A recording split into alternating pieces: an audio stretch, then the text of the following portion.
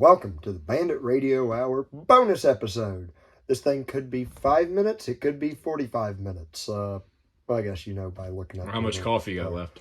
Mountain Dew, switched it up. New gear. Getting the fast track. But, just a couple of things that were like floating around. I really wanted to get out to everybody. And one of the things, Merce is much better at breaking down than I am. What the living hell happened with FTX? Crypto's on fire. I thought it was on fire like before our last episode. It kind of started coming back and getting to an average, good kind of stable price, and then through a bunch of nerdy polygamy, it all came crashing down. All right, so hang on. Well, dirty polygamy, but dirty polygamy too. So.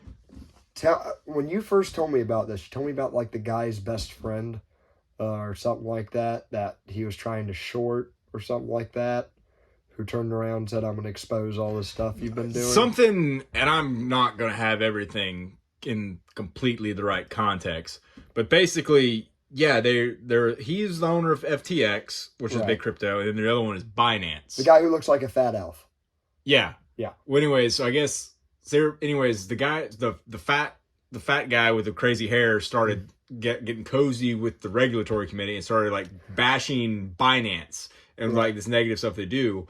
But the owner of Binance held a ton of stake and coins of this company, and so he was like, and FTX was like a trading app, right? Right. Or crypto, it's like an exchange, something like Robinhood or. It was where you would go to buy exchange crypto, right? So basically, the owner of Binance, their other competitor, was like, okay, fine, I hold all these coins, and he publicly posted on Twitter, like, I'm selling them all tomorrow, which then made everybody else panic, going, oh geez, when he sells, it's going to drop the price, right? So we're going to sell. So it just makes everything just start to free fall. Pretty much value. A run on the bank, but with crypto, right? Well, see, well, anyways, so since it's not like, say, you've got $100. And it goes, it goes all the way down to zero, you're at zero. This guy's money was all leveraged, and so when it went it wasn't sitting in a bank or a vault. It was so it all just basically just evaporated, gone, losses. 32 billion. Poof.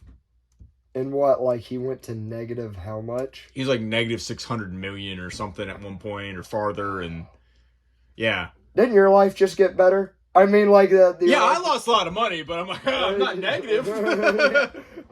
I don't owe people my soul. No. And what, he started freaking out and leaving on trips, you told me, his plane had been spotted somewhere and he's on the run he claimed to still be in the Bahamas, but everybody close to him is scattered. Yeah. His girlfriend, supposedly, or everybody's girlfriend, I don't know, it's Carolyn Ellison, I think. Okay. She was seen in Tokyo, but trying to get to Dubai. She's the girl you showed me videos of that's the head of some department of FTX. She was put there because she's not smart enough to be the head of her own head. Yeah, she doesn't know a first thing about it. No. Talking about how they don't want to do certain things just because there's risks. We don't have stop losses. Yeah. Ugh. Yeah. Yep. But so yeah, but then you start tracing the connections and see whose daddy's in charge to whose aunt, who's in charge of the World Economic Forum, all back to the Democratic Party, to Ukraine. That's what and it's just wow. Yep. And you know what? You might have this fall guy or one or two other people, but as I said in the last episode, doubt anyone in real power gets in jail for this, but we'll see. They might be still busy investigating, what was it, Taylor Swift tickets on Ticketmaster? Yeah. That's the meme I've seen. I know nothing else about it, which I'm sure. I heard that something the tickets were going for $100,000 a pop, but it's all due to... I've hated Ticketmaster because you can see normally a ticket's $50 to go somewhere. Same thing for Gator games. They sell them for $50, but you can't ever buy them because Ticketmaster just is the middleman that hikes the price up on everything. Yep. Because I don't know enough about Ticketmaster, but I damn near guarantee that. I don't either, but anytime I've dealt with it, a $50 ticket costs you 4 or 5 times more than that by the time you're done with it. Well, they've cornered the market, probably with legislation where there's no. They've mastered the market. They've mastered the ticket. Yeah. So, on that note, what has been like the back? Well, I'd ask you what you've seen in your realm, but I've kind of seen it in mine a little bit. The backlash over this politically. Of the crypto? Yeah. It's kind of gotten quiet. Like once things started like pointing out around, and then so I don't know. Well, I've heard, look at I tried to share the meme showing exactly how it was going from FTX, how money was going from the United States to Ukraine, how Ukraine was a major funder, like bought into FTX, tried as like an investment opportunity. Then FTX was like the top contributor back in the Democratic Party. And within about 30 seconds of that being online, we were flagged. Oh, what, Instagram or? Yeah, just Instagram. Yeah. And I was like, that's a little odd. They're doing awfully trying to bury that narrative. Well, I've heard for cries for regulation of the crypto market. Because now they've launched the USDC coin. That's what I wanted to ask you about. It's like it's the government Bitcoin, right? Yeah, and they're trying to get rid of, and now everybody's calling for regulation. The banks are now getting involved. It's it's everything's too, what we've said in previous episodes, convenient. The timing.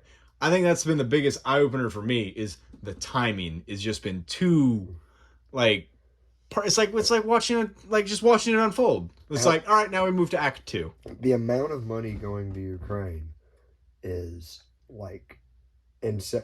Anyway, side note to a lot of my right-leaning friends, the money that's always gone to Israel is insane as well. Yeah. Well, I saw a thing that the money that's gone to Ukraine is more than we'd spent in even for inflation, the first half of World War II. And I saw was it the New York Times article the other day? How it said U.S. intelligence is saying that the war in Ukraine is a great, quote, beta test for modern Western armaments. And I'm like, oh, you mean like a video game beta test?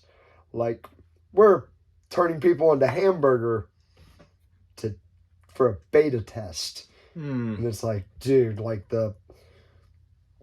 Michael Malice had this great analogy the other day. He said, these people that don't question what they're told, for you to present to them the side of you're being fed manufactured lies, that would almost be equal to telling one of these people the weatherman is constantly lying to you on purpose, because they're so in this bubble of I don't know. I think they are. Save that conspiracy for another bonus episode. Steve Jervy, I've always had my eye on you.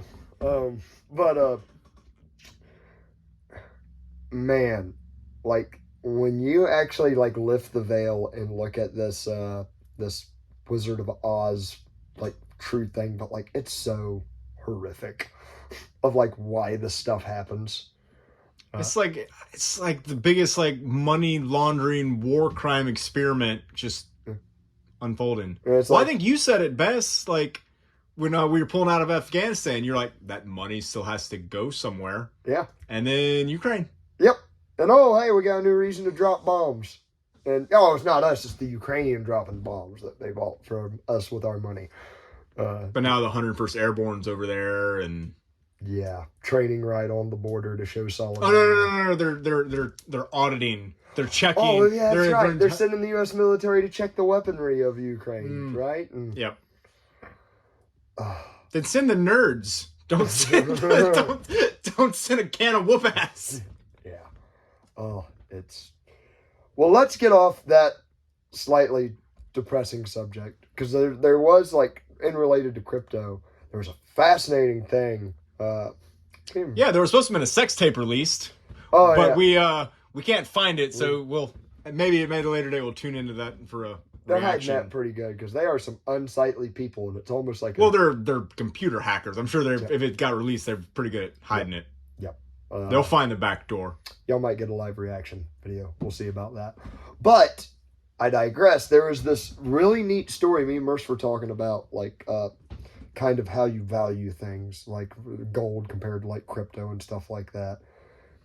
And maybe it was Michael Malice I heard talking about this.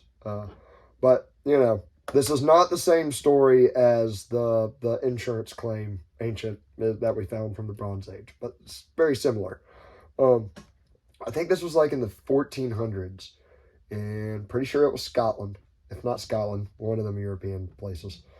And there was a really rich lord or king who like ordered this giant granite rock. Maybe not granite. It was some very valuable, like giant rock. And that diamond. I don't think it was a diamond because it was supposedly like really huge. They saw the ship as the ship pulled into harbor, but it was way too stormy, so the ship had to anchor out there, and they were all like, the insurance was even like, "Oh, we're good. It made it to the harbor. That's as far as our claim goes. We're, you know, it's yours now." Well, the storm sank the ship to the bottom of this harbor that had the giant stone. They could not get it at the time. So, the reason I said all that is because this turns into one of the first examples of something like Bitcoin. What this lord does is like, hey, my honor and like my duty is like the law of the land. I swear to my honor on the value of this giant rock that's in the bottom of the harbor that we can't get. I'm going to draw up, like, let's say there's 1,000 pounds of it. I am writing in a ledger that, like, upon my death, 500 of these pounds will go to my son and 500 to my, whoever marries my daughter. And, like, from that, you get, like, 8 generations of this town using regular currency, but also these notes of, like, hey, I still got 5 pounds of the rock in the harbor, and I'll trade this to you for a goat or whatever. And that sounds crazy, but you can. I was thinking that the harbor rock is still more valuable than our U.S. dollar at the moment. Yeah, it was actually based on something physical. I would rather have some harbor rock. But you know, it was what the guy was saying about Bitcoin versus gold. He said, you know, a lot of gold bugs like to stick to like, oh, it's a physical material that you have to have value on. But it's like, it's what human beings put value on. Where was this harbor you speak of? Yeah, we'll go mining. I don't know. Part of me really wants to say Scandinavia. Not even sure which country that is. It was Poland. Landlocked Poland. Damn Polish. Cavalry charging tanks.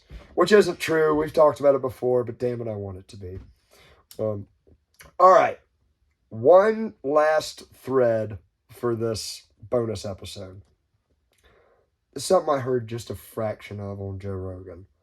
And it sent my brain down a squirrely hole I did not want to climb out of. So I've talked about the like ancient advanced humans theory that like we're actually older than we are. And when I say advanced, I don't mean like flying cars or some crap like that. I mean like surprising for... I mean, it's 2022. We're all waiting. We are. We had a hoverboard for like a minute there. I remember them announcing it. I never saw anything about it. But no, what Randall Carlson, who's the guy who's... pretty much came with the theory that I've talked about in earlier episodes, that there was, before the major flood in the Bible, there was like at least Bronze Age advanced civilizations that could make tools and built the pyramids and stuff. He was just kind of providing more evidence for that I thought was really wild.